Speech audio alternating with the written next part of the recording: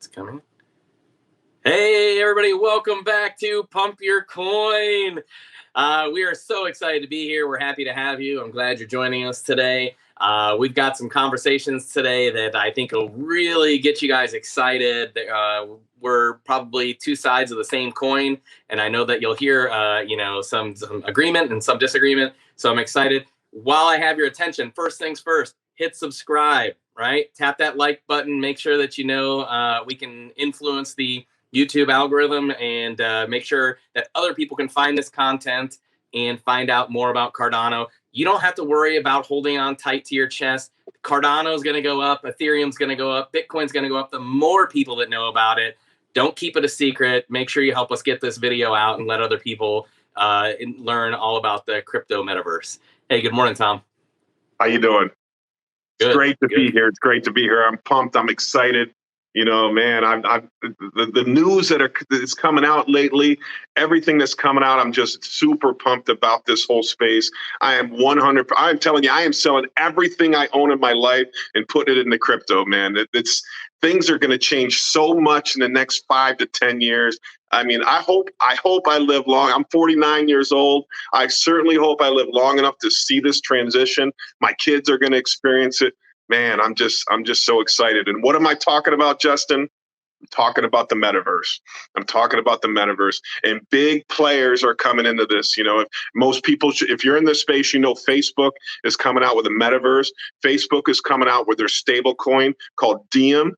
And they partnered with all these big companies around the United States, around the world, and they created a stable coin called Diem. They already have their wallets. I forget what the wallet's called, but they have the wallet. They're going to put on Facebook, and you're going to be able to transfer money anywhere in the world in 1 second for free. And I don't know. Do you know anything about what blockchain they're using, or if they are using a blockchain, or if it's just more like Cash App? You know, I don't know. I need to dig a lot deeper on Facebook. In fact, I can't imagine them not using a blockchain though. Like that's the whole point of it, right? Having an immutable ledger that can validate and verify every transaction that ever occurs on it. But I don't know what they're using. Something that obviously moves super fast, a really high TPS rate, transaction per second rate, something that can do it at a very low cost. So it could be Solana, it could be Algorand, it could be Elrond. I mean, there's a whole bunch of really fast, networks out there that I think they could use, but I don't know what they're using. Maybe they're creating their own. I don't know. I'm excited. I don't know that much about the Facebook metaverse. I know similar to what you said that Jack over at Twitter is working on the same thing, right? Where it's directly integrated into your Twitter and your wallet. You could literally, like you said, transfer to anybody in less than a second the amount of money. Have you ever done a wire transfer? So I do wire transfers daily. They charge me $30 every time I do a wire transfer. And that's because I pay to have it immediately sent there. It's a pain in the butt, and you know what? If I have a problem, I can't get it back. I mean, wires. I've been scammed a few times. I lost one time. I wired a guy, and it's my own fault. I wired him $15,000, and I sent it to his wife, and I got scammed, man. Yeah. Was it his ex-wife? No, it was his wife. They conned me. They were con artists. His name is Steven. He's up in Nashville somewhere. Anyways, this guy scammed me out of money, and it's really. It's really caused, it's really a problem out there. It happens all the time. I mean, I don't know about you, but my phone has been ringing constantly from these scams lately. It's like in the last 2 weeks, I went from getting like 2 scam calls a day to like 100. It's like every 10 minutes. So yeah, you need to have a safe payment rails. And that's why I like Twitter. That's why I like Facebook, right? Because, it's not an anonymous network. I can see that I'm sending it to you, Justin, right? You can see like on Twitter, there's verified accounts. You know who you're sending the money to. So it's impossible to get, not impossible, but the likelihood of getting scammed is so small. So with these guys, I think Twitter's is called Blue Sky that they're working on. the whole blockchain network. Facebook is working on their metaverse. I know there's other metaverses out there like the Sandbox, Decentraland. Those are the ones that I'm really familiar with. But I came to the realization today. First of all, watching Ready Player One. If you haven't watched Ready Player One, you need to watch that. But you need to have the pause remote in your hand, because you need to pause it and think about every little concept they're talking about on there.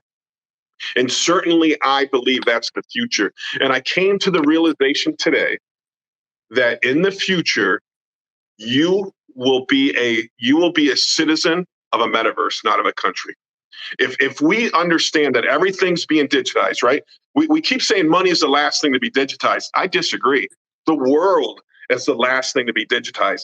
I will be, and you will be able to have the freedom to choose in the future that who you want to be a citizen of. I think, you might want to be a citizen of Facebook. You might want to be a citizen of Twitter. You might want to be a citizen of Decentraland. But you're going to have that choice in the future. And the governing bodies there, written on a blockchain, using their coins, or using every coin. I think every coin has the opportunity to win in this, and that's going to be the future. And maybe I hope my kids can be part of that. I'm so convinced. I came to this epiphany today. Oh my God. We talked about it before, Justin, like self-sustaining communities, everything. We can solve so much stuff with crypto in the future that because this current system now, the 90% below fail and the 10% win. The 10% always win in the current system. So if you haven't switched to the crypto system, to decentralization, to blockchain, you're going to lose. You're going to lose. You need to make that shift. And the earlier you make that shift, the better off you're going to be. I'm a 2018 baby. I know you're a 2020 baby. If you haven't made that shift, if anybody watching this haven't made the shift, the sooner you do it, the better off you're going to be. I put a post on Facebook yesterday, and I said the most massive shift in wealth will happen over the next 10 years. If you are not, and it will only be the people who were early adopters to crypto. So there's two things to unpack there, right? One is, like you said, we could eliminate poverty. We could do everything. Well, we could do that today, right? I mean, Jeff Bezos could certainly eliminate poverty, right? You get Elon and Jeff Bezos to loosen the grip on the purse strings, and they could probably eliminate poverty in most of the countries of Africa, India, kind of around the world, right around the equator. But they don't. So I'm curious, and I will be curious to see how it unfolds over the next 5 years, as you see people spending, 100 Ethereum, $300,000 on a JPEG today. How much are they going to be willing to let loose and give up, when the money because it's not going to be the Jeff Bezos owning a corporation, because like we've had this discussion many times, nobody will own corporations in the future. Maybe that's 10 years, 20 years away. And it's a really hard concept to grasp if you're not, if you haven't swallowed the orange pill yet. But I'll be curious to see how it unfolds. I would be curious, because it's a whole new generation of wealth. And people are literally, like I said, spending $250,000 or more on, JPEGs. I even hesitate to say this on here, but a guy was talking the other day, and he's like, I can't believe I just spent $30,000 on a frog dick. Like, so I literally a JPEG art, like drawing, the junk of a frog.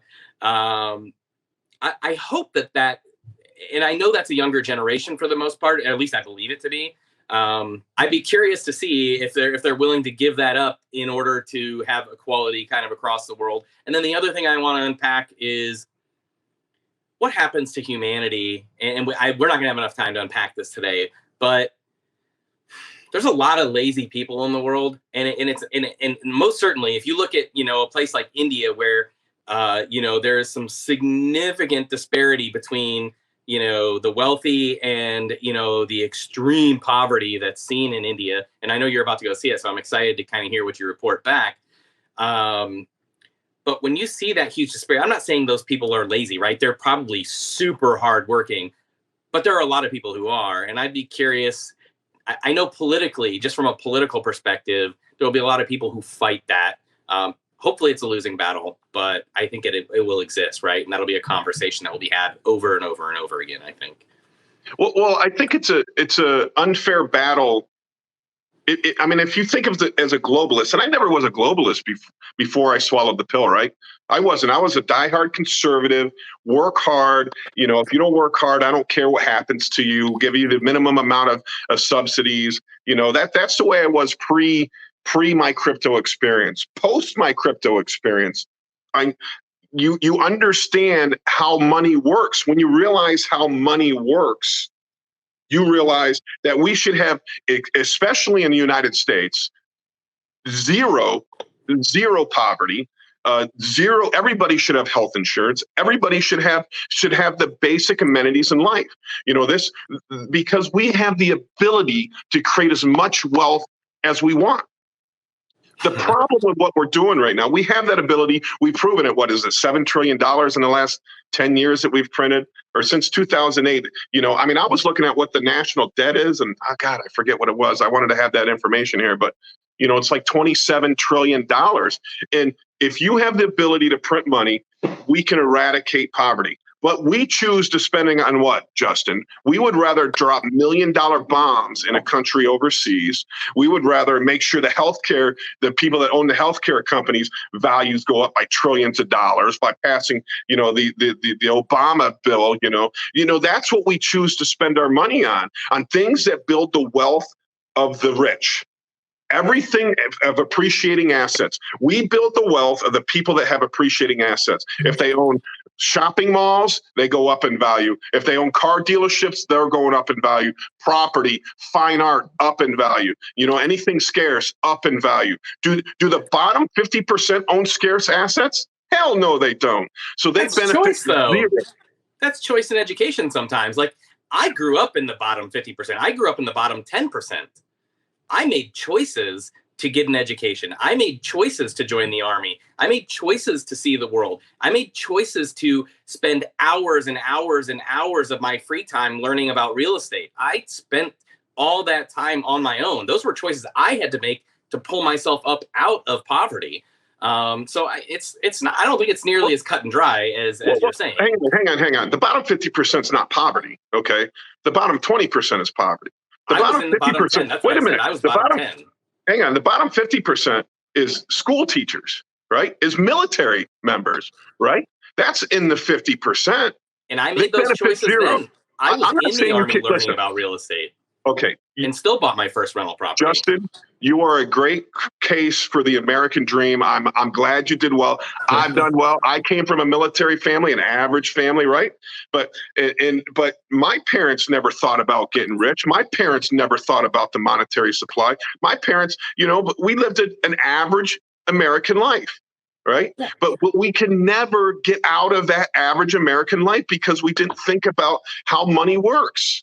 Wait, you couldn't? Because I'm pretty sure that you and I, both who just acknowledged we grew up at best 50%, at worst 10%, and both of us are here in the top one. Because of crypto. Because crypto was the last thing for me.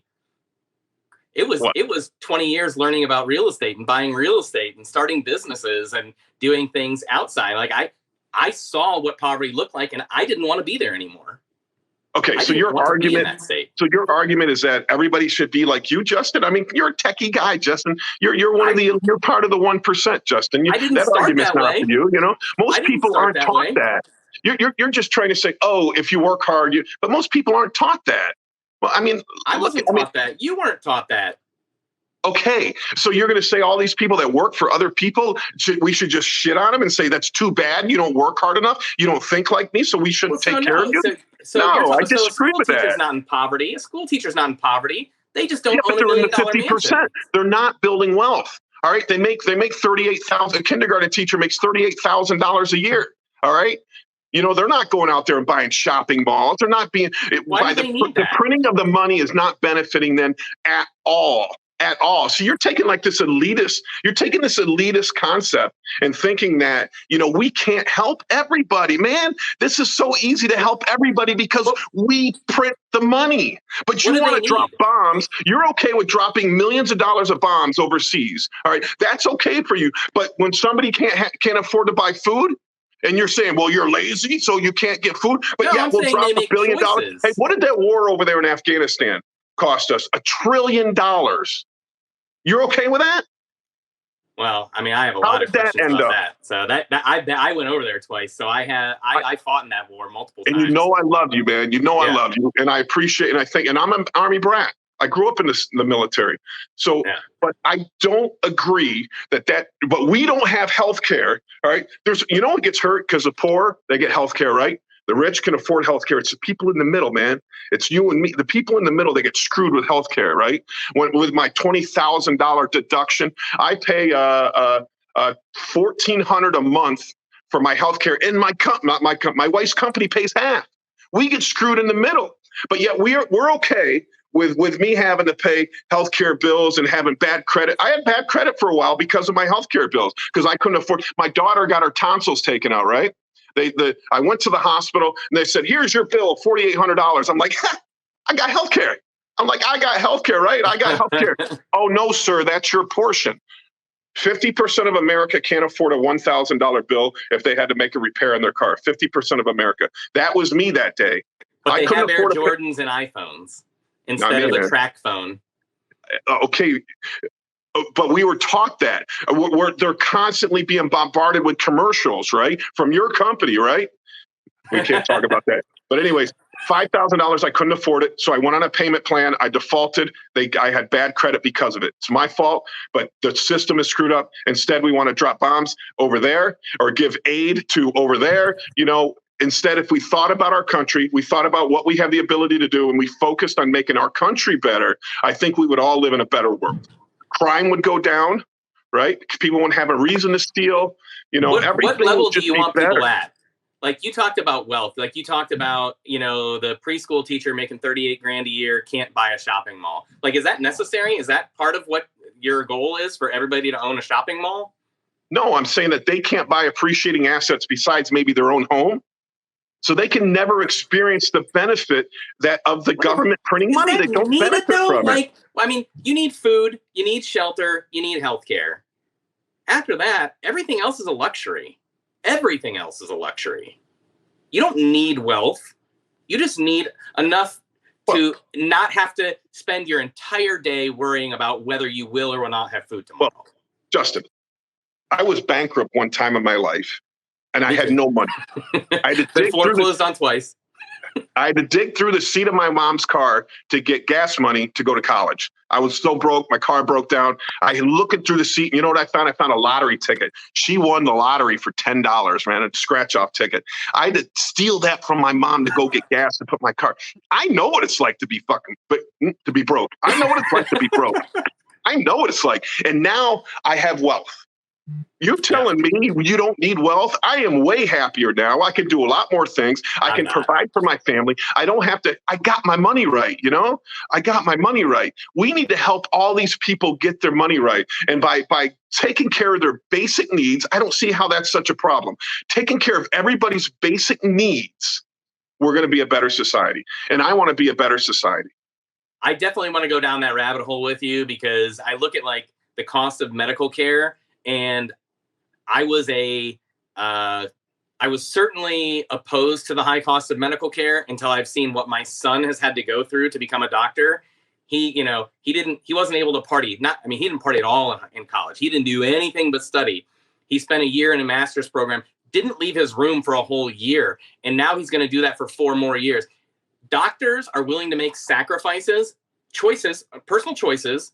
And those sacrifices, they sacrifice 10 years of their lives doing nothing so that they can provide that medical care with the knowledge that in 10 years or 12 years or 14 years or however long, depending on their specialty, that there is a massive both financial reward as well as a personal reward being able to provide that health care. 100%. So I struggle with a lot of that stuff, right? Like I go back and forth. It's hard to go, oh, well, yeah, everybody deserves health care. Yeah, that's true. But I don't know. Wait a minute. I 100% agree with that. Hang on, you're arguing doctors should be paid. I'm fine with that. My daughter wants to be a doctor. She's in her first year of her undergrad. So we got, what do we got, 7 years to go? 6 years to go? No, you got 10. Yeah. You got 10 years to go? Yeah. So I agree with you. Doctors need to get paid. Doctors go through a lot of education, just like, anybody who has a master's degree or a doctorate, they should get paid in their specific field. I'm not arguing that. But when an EpiPen costs $4 to manufacture and some idiot comes in and buys the company and sells it for $4,000, I have a problem with that. I don't know anybody that doesn't have a problem with it. The government had a problem. Put that dude in jail, right? I mean, those are the problems. Even like, what are they getting? Like, even on this, the corona, the vaccine, they're getting thousands, hundreds and hundreds of millions of dollars, billions of dollars. These companies are, for this vaccine. It's just, we can do that, right? Because we can print the money. It's all about printing the money, Justin. And who's the money going toward? There's so much more there. And we need to go down that rabbit hole of what does inflation look like when you print money. I mean, what was it? Trump said, this is long before he was president, but, you could parachute me naked into New York and without any money and I would come out a millionaire. There's always a mindset thing. There's so much we need to go down on this rabbit hole. If you think that crypto, if you're listening and you think that crypto can solve the world's problems, comment below. If you think that that's just moronic and it can't happen, comment below. Put a thumbs down, put a thumbs up. I don't care what it is, but make sure you touch something. Make sure you subscribe. Tom, I really want to continue this conversation. I can't wait. Maybe on the next episode of Pump Your Coin, we can go even further, man. It was a great conversation. I hate to cut it off short, but I want to make sure that we can get done today and get everything in. So any last thoughts? No, that's Justin. Think about it, baby. I want to make a better world, Justin. That's my only goal here, a better world. So, all right. Great show, Justin. Great show. Yeah, absolutely. Same. All right, guys. Thanks so much. We'll talk to you later. Bye. See you tomorrow.